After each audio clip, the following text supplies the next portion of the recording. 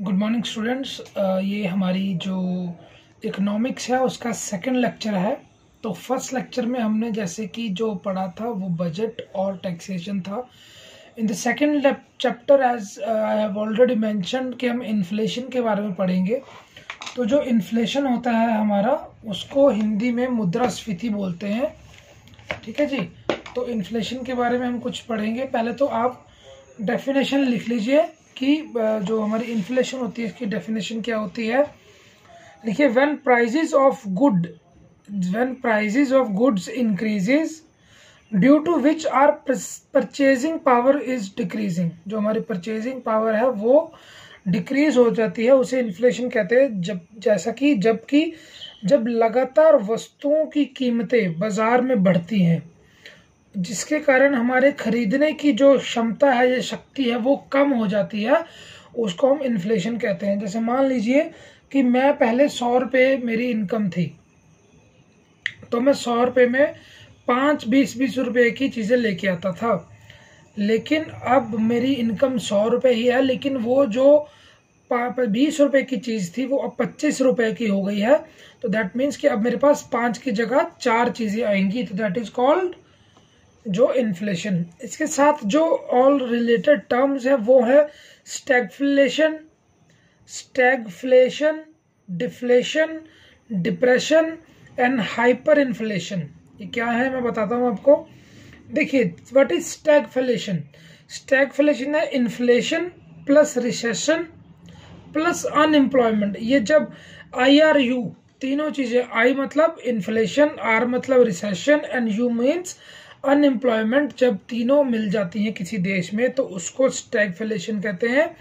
Paper point of view से इन तीनों का कॉम्बिनेशन पूछ सकते हैं तो वो आपने ख्याल रखना है ध्यान से। Second is deflation. डिफ्लेशन क्या है? जब करोड़पति हो, ठीक है, और चीजें भी सस्ती हैं तो उसको डिफ्लेशन कहते हैं। जैसे मान लीजिए मेरे पास बहुत पैसा है लेकिन चीजें बहुत सस्ती हैं मार्केट में, मेरी परचेजिंग पावर बहुत ज्यादा है, तो that is called deflation. Next है डिप्रेशन। डिप्रेशन क्या होता है? डिप्रेशन मतलब एक जनरल टर्म है कि देखिए वो आदमी फलाना आदमी बहुत डिप्रेशन में है ना, तनावपूर्ण है वो। तो कहते हैं कि जब आदमी बहुत गरीब है और चीज़ें भी बहुत महंगी हैं, तो कहेंगे ये इस कंट्री में आदमी गरीब है और जो चीज़ें हैं वो बहुत महंगी हैं, तो इस वजह से यहाँ पे डिप्रेशन चल रहा है ना। हाइपर इन्फ्लेशन मतलब कि आप करोड़पति हैं लेकिन फिर भी रोडपति हैं, कि आपके पैसा तो है लेकिन महंगाई ही इतनी ज्यादा है कि आपके पास जो पैसा है उसका कोई मोल नहीं, तो इसको बोलते हैं हाइपर इन्फ्लेशन। ठीक है, हम डेफिनेशन लिख लेंगे। इन्फ्लेशन की मैंने लिखवा दी, लिखिए डिफ्लेशन की डेफिनेशन लिखिए। When prices of good decreases due to which are purchasing power increases, और व्हेन इन्फ्लेशन बिकम्स नेगेटिव। जब इन्फ्लेशन नेगेटिव हो जाएगी तब क्या आ जाएगा? डिफ्लेशन आ जाएगा हमारे पास। ठीक है। Next is recession. It refers to the slow down in few sectors of economy. Recession मतलब slow down of few sectors of economy. Here liquids and purchasing power, liquid assets और purchasing power both are present, but there is lack of liquidity. It hints luxurious and investments area. ठीक है, liquidity की lack होता है यहाँ पे, उसको हम क्या बोलते हैं? रिसेशन, और इसको हिंदी में बोल देते हैं मंदी। ठीक, हिंदी में इसको बताता हूँ मंदी क्या होती है। देखिए, अर्थव्यवस्था के कुछ क्षेत्रों में कम खरीदारी मंदी कहलाती है। ठीक है, मान लीजिए आपके पिताजी की इलेक्ट्रॉनिक्स की दुकान है, तो उसमें है कि लोग नहीं खरीद रहे किसी वजह से, चाहे वो जो मौसम की वजह से है, तो हम कहते हैं ना मंदी चल रही है। यहाँ ऐसा हो सकता है कि लोगों की परचेजिंग पावर कम हो जाए, वो ना खरीद पाए, कॉस्ट ऑफ इक्विपमेंट्स बढ़ जाए, टैक्स ज़्यादा बढ़ जाए, तो लोग नहीं खरीदेंगे, तो उसकी वजह से मंदी आ जाती है। तो यहाँ पर वस्तुएं और खरीदने की शक्ति दोनों मौजूद हैं, लेकिन अर्थव्यवस्था में पैसे की कमी हो गई है। ठीक, तो ये ज़्यादातर इन जो है क्या होता है? मंदी। Next is depression. When recession hits each and every sector of economy, जब रिसेशन कहाँ आएगा, पहले तो मंदी में क्या था कि कुछ क्षेत्रों में था ये, लेकिन डिप्रेशन में क्या है कि ये each and every sector of economy there is a lack of liquidity, liquid and purchasing power. जब परचेजिंग पावर की कमी हो जाएगी तो वो कहाँ होगी, वो रिसेशन कहाँ पे हो जाएगा, वो सभी सेक्टर्स में, इकोनॉमी के सभी सेक्टर्स में ये रिसेशन देखने को, डिप्रेशन देखने को मिलेगा।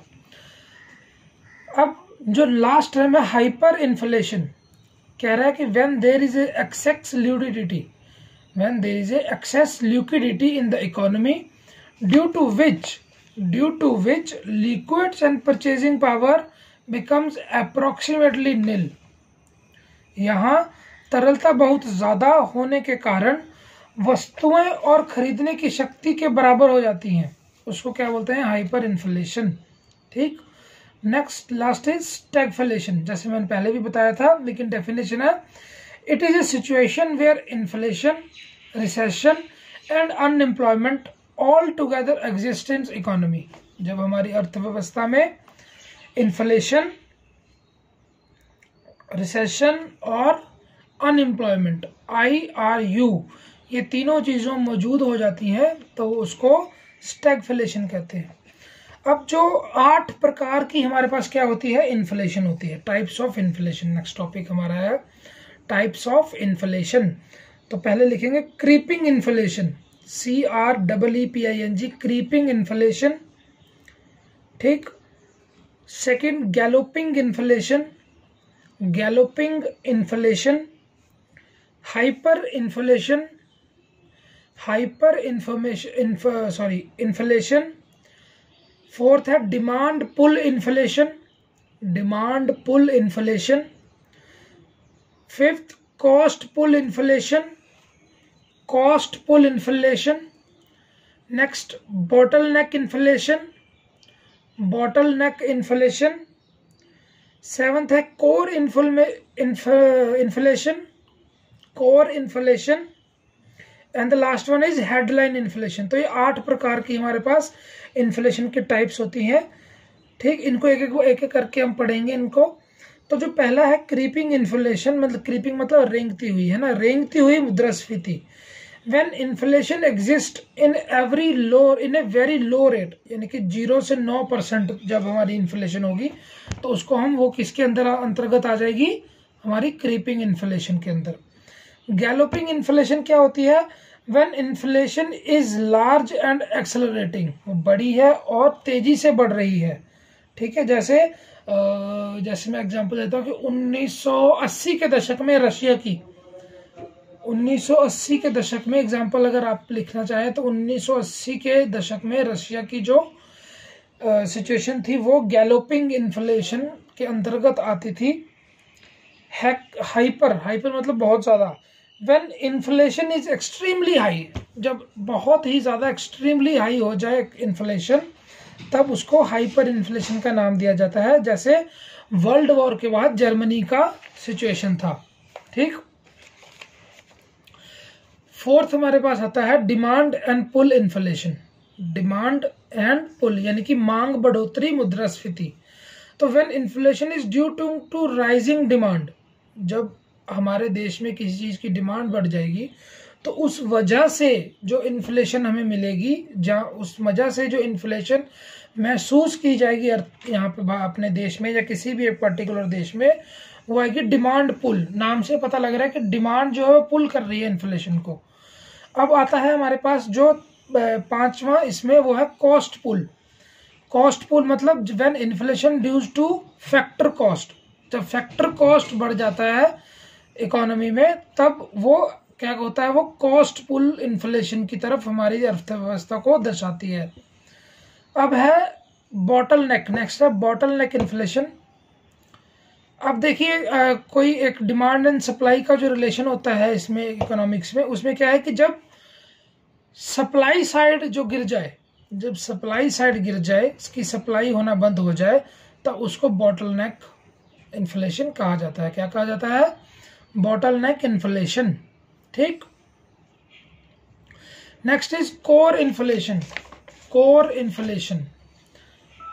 ठीक है, कोर इन्फ्लेशन क्या होता है, व्हेन इन्फ्लेशन इज कैलकुलेटेड, लिखेंगे when inflation is calculated by excluding food articles and energy, when inflation is calculated by excluding food and energy, food articles and energy, it is calculating inflation for long terms.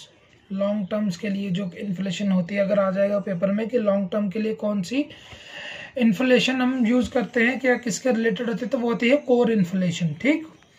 And the last one is headline inflation.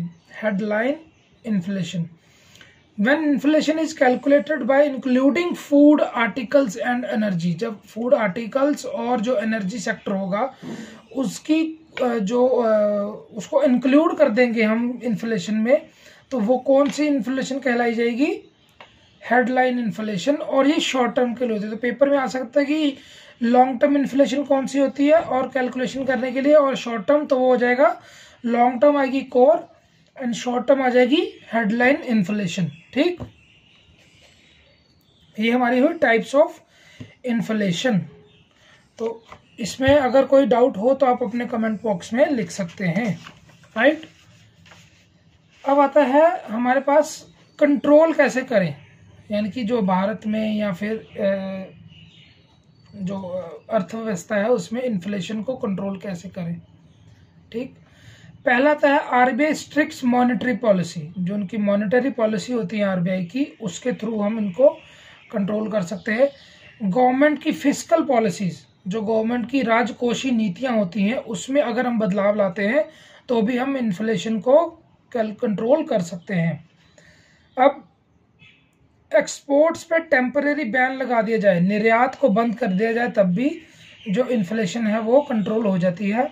और temporary reduce the import duty, और आयात में जो कर लगाए जाते हैं अगर उनमें हम कमी ला दें थोड़ी देर के लिए टेम्परेरी टर्म्स पे, तो भी इन्फ्लेशन को हम ला सकते हैं। और इसके लिए हमारे पास क्या है, इसेंशियल सर्विसेज मेंटेनेंस एक्ट बनाया गया है, ESMA एक्ट, तो इसके तहत भी हम ला सकते हैं। तो ये टॉपिक हो गया आपका कंट्रोलिंग इन्फ्लेशन ऑफ इकोनॉमी, ठीक। अब यह है कि इफेक्ट्स क्या होते हैं, इन्फ्लेशन के इफेक्ट क्या हो जाते हैं, है ना, ये भी एक पता करने वाली बात है। तो पहला होता है इफेक्ट होता है ऋण देने वाले और डेबिटर्स और क्रेडिटर्स पे इसका इफेक्ट पड़ता है। Debtors gain profit in front of creditor, जो डेबिटर होता है वो उसके सामने ही प्रॉफिट लेके जाता है, यानी कि।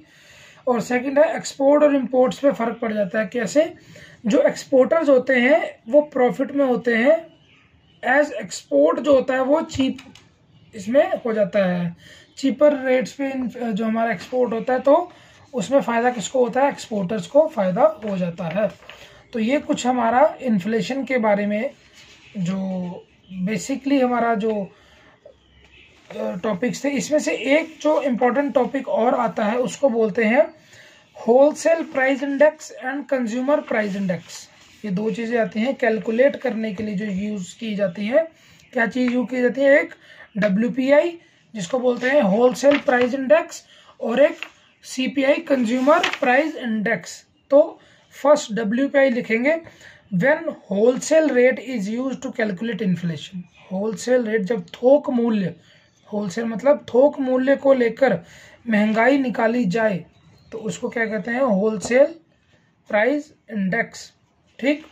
और जो हमारा कंज्यूमर प्राइस इंडेक्स होता है वो क्या है, जब रिटेल उपभोक्ता मूल्य when retail price is used to calculate inflation, तो उसको क्या कहेंगे, कंज्यूमर प्राइस इंडेक्स, ठीक। अब भारत में जो कंज्यूमर प्राइस इंडेक्स है वो महंगाई वहाँ से निकाली जाती है, CPI मॉडल से हम निकालते हैं। डाटा कलेक्शन, ये थोड़ा सा पेपर में यहाँ से क्वेश्चन उठा सकता है वो, कि डाटा कलेक्शन फॉर इन्फ्लेशन, जो डाटा कलेक्शन करता है वो NSSO करता है। क्या, national sample survey organisation, NSSO, national sample survey organisation, ये क्या करती है, डाटा कलेक्ट करती है फॉर इन्फ्लेशन। अब कैलकुलेट करता है इसको, डाटा कलेक्ट तो एनएसएसओ ने कर लिया, लेकिन इसको कैलकुलेट कौन करेगा? Central statistical organisation, CSO, central statistical organisation. और अनाउंस कौन करता है इसको, इन्फ्लेशन कितनी है? Obviously Reserve Bank of India. तो ये तीन डिपार्टमेंट्स, तीन जो सेक्टर्स हैं याद रखने, एनएसएसओ, सीएसओ और आरबीआई। ठीक, ये तीन चीजें हमने याद रखनी है। थर्ड, इसमें जो हमारा नेक्स्ट चैप्टर है वो है LPG policies and types of economies. LPG policies and types of economies, जितने जो हमारे थर्ड चैप्टर आएगा, 2 चैप्टर हमने खत्म कर लिए हैं, तो इसमें है एलपीजी की policies and types of economics जो आएंगे वो हम आपको इसमें पढ़ाएंगे। तो आप अपना जो नेक्स्ट टॉपिक है वो डाल लीजिए, LPG policies and types of economies. ठीक है, तो students, there are 3 types of economies, right? Socialist economy, capitalist economy and mixed economy, CSM या एसएसएम, एससीएम। कौन सी? Socialist economy, capitalist economy and mixed economy, right? ये 3 तरह की economies हमारे जो है एग्जिस्ट करती हैं। थोड़ा थोड़ा इन तीनों के बारे में हम पढ़ेंगे। आप एक बॉक्स बना लीजिए, ठीक? पहले बॉक्स में लिखिए सोशलिस्ट इकोनॉमी, सेकंड में लिखिए ऐसे, फर्स्ट में सोशलिस्ट इकोनॉमी, कैपिटलिस्ट इकोनॉमी और मिक्स्ड इकोनॉमी। तो इनको मैं ऐसे लिखाऊंगा, फर्स्ट पॉइंट इसका, फर्स्ट पॉइंट इसका, फर्स्ट पॉइंट इसका, सेकंड पॉइंट इसका, सेकंड पॉइंट इसका, सेकंड पॉइंट इसका। लिखिए socialist economy, domination of government, domination of government. Socialist economy, domination of government. Capitalist economy, domination of private, private sector. तो हिंदी में जैसे मैंने बताया, सोशलिस्ट मतलब समाजवादी, समाजवादी इकोनॉमी। कैपिटलिस्ट मतलब पूंजीवादी, और मिक्स्ड मतलब मिश्रित। ठीक, तो सोशलिस्ट में हो गया डोमिनेशन ऑफ गवर्नमेंट, और कैपिटलिस्ट में हो गया डोमिनेशन ऑफ प्राइवेट, और मिक्स्ड में हो गया कोई डोमिनेशन नहीं, नो डोमिनेशन, राइट? ये फर्स्ट पॉइंट हो गया। सेकंड पॉइंट जो सोशलिस्ट का है वो है main objective is public welfare, main objective is public welfare. Public welfare करना ही इनकी जो है वो जो फर्स्ट प्रायोरिटी होती है। कैपिटलिस्ट इकोनॉमी में main objective is profit making, right? तो कैपिटलिस्ट में क्या हो जाता है? Main objective is profit making. Mix में क्या होता है? बोथ, दोनों इसमें आ जाते हैं। क्या आ जाते हैं? दोनों ही। मिक्स में, मिक्स्ड इकोनॉमी में प्रॉफिट मेकिंग भी होता है और हमारा पब्लिक वेलफेयर भी होता है, जो मिक्स में हो गया। Third point, main feature is price restriction, main feature is price restriction. और कैपिटलिस्ट में कितना है? Main feature is price mechanism. ठीक है, और जो मिक्स होता है इसमें बोथ, दोनों, राइट? मतलब इसका मतलब मोटा मोटा है वो है इस मुख्य विशेषताएं कीमतों, जो कैपिटलिस्ट सोशलिस्ट हैं जो, सॉरी सोशलिस्ट हैं जो, उसमें कीमतों में पाबंदियां होती हैं। विशेषता क्या है उसकी? कीमतों में पाबंदियां। और कैपिटलिस्ट में क्या है? इसमें मुख्य विशेषता कीमत प्रक्रिया पे होती है, प्रोसेस पे जोर दिया जाता है। ठीक, फोर्थ पॉइंट है जो सोशलिस्ट इकोनॉमी है उसको हम also known as centrally planned economy, CPE, centrally planned economy. और जो अपनी कैपिटलिस्ट है इसको कहा जाता है लाइजीज फेयर, मतलब हस्तक्षेप इसमें कोई कर सकता है, उसमें केंद्र ही चलाता है, इसमें हस्तक्षेप कर सकता है। और जो मिश्रित है इसको ऑल्सो का it is also known as Nehruvian economy या फिर ड्यूल इकोनॉमी, जो ड्यूल इकोनॉमी इसमें कहा जाता है। अब एग्जाम्पल्स हैं सोशलिस्ट के, रशिया, नॉर्थ कोरिया, चाइना, ये सोशलिस्ट इकोनॉमी है। ठीक। कैपिटलिस्ट इकोनॉमी क्या है? साउथ कोरिया और यूएसए। वहाँ क्या था? Russia, North Korea, China. यहाँ क्या है? South Korea, USA. और मिक्स इकोनॉमी में भारत महान, हमारा इंडिया मिक्स इकोनॉमी में आता है। ठीक। अब इंडियन इकोनॉमी क्या है? इंडियन इकोनॉमी या फिर जो हम कहें कि भारतीय राज्य में जो इकोनॉमी है वो हम करेंगे आगे, नेक्स्ट थोड़ा सा इसके बारे में हम पढ़ेंगे। राइट। भारतीय अर्थशास्त्र। देखिए 1947 से लेके जब आज़ाद हुआ भारत तो 1969 तक इसको क्या कहा जाता है? जो नेहरूवियन इकोनॉमी मॉडल कहा जाता है। क्या कहा जाता है? Nehruvian economy. लेकिन 1969 में इंदिरा गांधी द्वारा जब बैंकों का नवीनीकरण किया गया, नेशनलाइजेशन ऑफ बैंक्स, 14 बैंकों को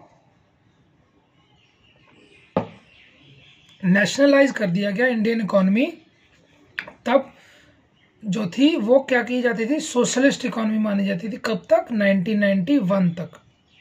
राइट। 1991 एक बहुत ही बड़ा साल माना जाता है, या दशक का शुरुआत मानी जाती है, क्योंकि 1991 में LPG, liberalisation, privatisation and globalisation, ये इंट्रोड्यूस किया गया भारत में, भारतीय अर्थव्यवस्था में। राइट। तो 1991 में क्या आई? हमारी LPG policy, liberalisation, privatisation and globalisation, यानी कि उदारीकरण, निजीकरण और वैश्वीकरण, तीनों। जैसा बताया 1991 में इसको इंट्रोड्यूस किया गया। Right. It was recommended by doctor Manmohan Singh and PV Narasimha Rao. तो इसको राव मनमोहन मॉडल भी बोला जाता है। ठीक। लिबरलाइजेशन, अब तीनों इसके जो है एलपीजी में एल है वो है लिबरलाइजेशन, यानी कि उदारीकरण। तो इसके बारे में लिखेंगे, it refers to removal of restriction which were imposed on industries before 1991। Right. तो ये लिबरलाइजेशन होगी 1991 के बाद, यानी कि रिस्ट्रिक्शंस हट गई। In the end of licence except in few areas such as alcohol industry, medicine industry. कहाँ हुआ ये? Freedom of fixing prices, price को फिक्स करने का प्राइस दिया गया, जो एक फ्रीडम दी गई, दाम को निर्धारित करने में छूट दी गई। ठीक है। Freedom of in expansion and contraction of business, कि उद्योग को बढ़ा भी सकते हैं, उद्योग को कम भी कर सकते हैं। ये भी 3 फ्रीडम्स दी गई इसमें, किसमें? लिबरलाइजेशन में। नेक्स्ट आता है प्राइवेटाइजेशन। नेक्स्ट टॉपिक क्या है? प्राइवेटाइजेशन। तो ये आजकल भी टॉपिक में है कि प्राइवेट हो रहा है।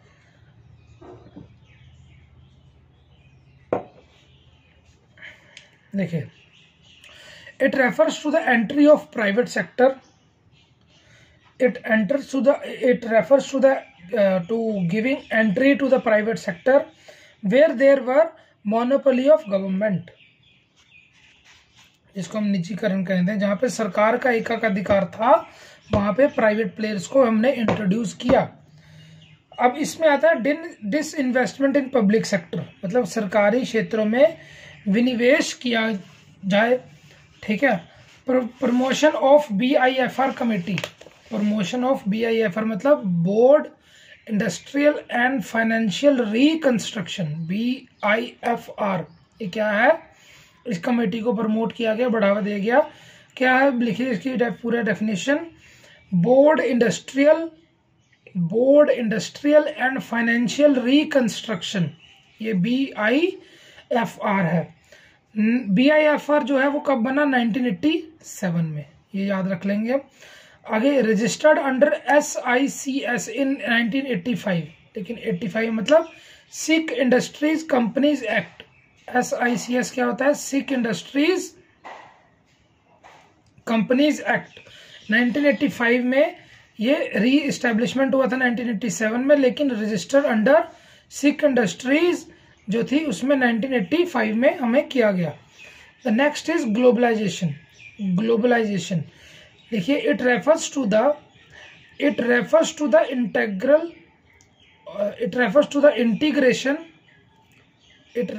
The integration of various economies of world.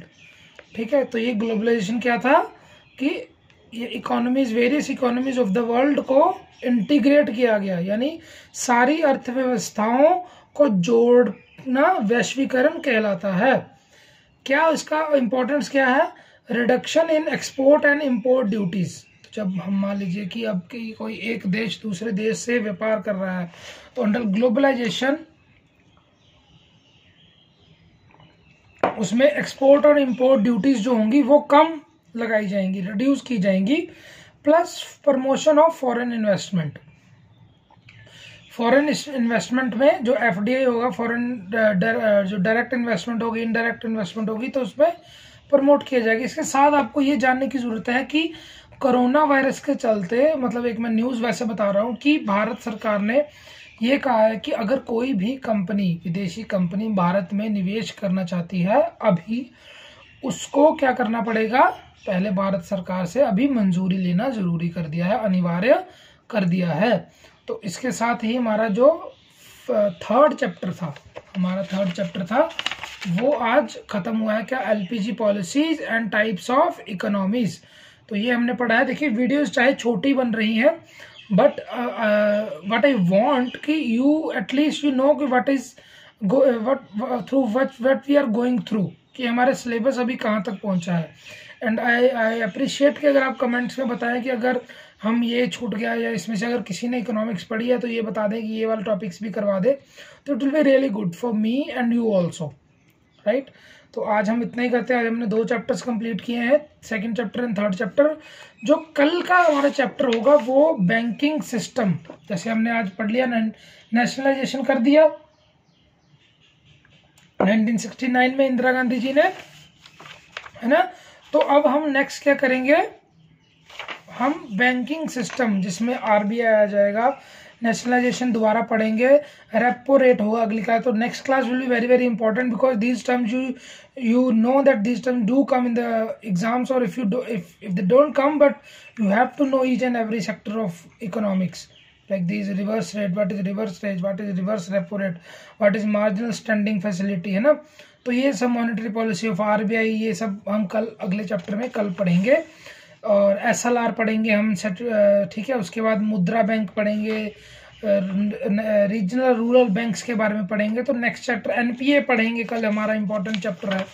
तो ठीक है, कल मिलते हैं। All the best for exams. जय हिंद, जय भारत।